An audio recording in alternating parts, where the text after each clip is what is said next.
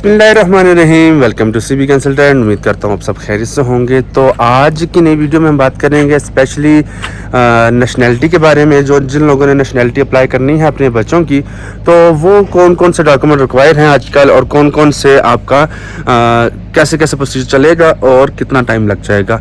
Approximately time जो है वो सबसे ज़्यादा मैटर करता है इस केस में। मेन चीज़ ये है कि अगर आपका सबसे बड़ा बच्चा 14 साल से छोटा है तो आप बड़े इजीली तरीके से, बहुत अच्छे तरीके से अपनी फ़ाइल को सबमिशन करवा सकते हैं।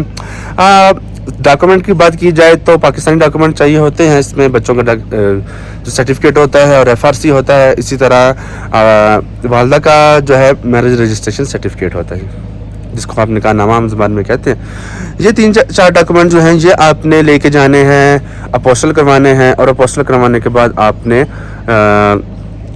जो है TCS में जमा, पहले फर्स्ट अपॉइंटमेंट जो होती है वो TCS में जमा होती है।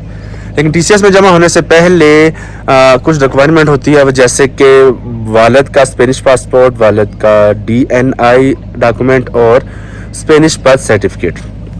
ये 3 डॉक्यूमेंट जो हैं ये वालिद प्रोवाइड करते हैं, और वालिद जब ये प्रोवाइड करते हैं तो उसके बाद आप अपॉइंटमेंट्स लेते हैं, और अपॉइंटमेंट्स लेने के बाद आपका प्रोसीजर जो है वो स्टार्ट हो जाता है।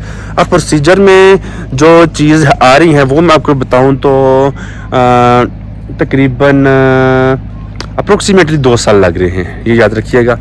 2 साल जो है आपके इस डॉक्यूमेंट जो है आपको बच्चों के पास आपको स्पेनिश पासपोर्ट मिलने में लग जाएंगे, क्योंकि खुरामिनतों की जो अपॉइंटमेंट होती है, जिसको हम आम ज़बान में ओहद सरमनी कहते हैं, स्पेनिश देती है, तो वो 2026 मार्च तक जो है वो बुक हो चुकी हैं, और आगे जब भी आएंगी तो वो आपको पता ही है जो होती है। मैं आपको तरतीब से अगर बता दूं तो आप इसमें टोटल जो है 4 अपॉइंटमेंट लेते हैं।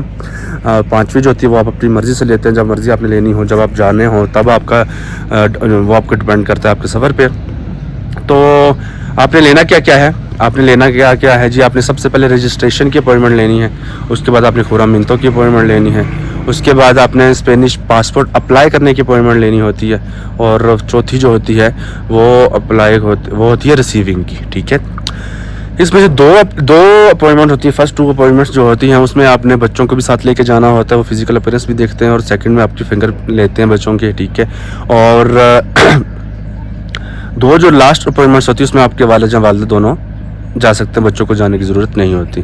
हाँ, इसमें मेन चीज़ क्या है, आप थोड़ी सी चेंजिंग ये आई हुई है कि आपने जो अटारनी भेजनी है अपनी वालिदा, अपनी वाइफ को, बच्चों के लिए, वालिद को, चच्चू को, जिसको भी आपने भेजनी है, तो याद रखिएगा एक ही अटारनी में आपने 4 अपॉइंटमेंट्स का जिक्र करना है, और 4 अपॉइंटमेंट का जब आप जिक्र करेंगे तो ही एम्बेसी एक्सेप्ट करेगी।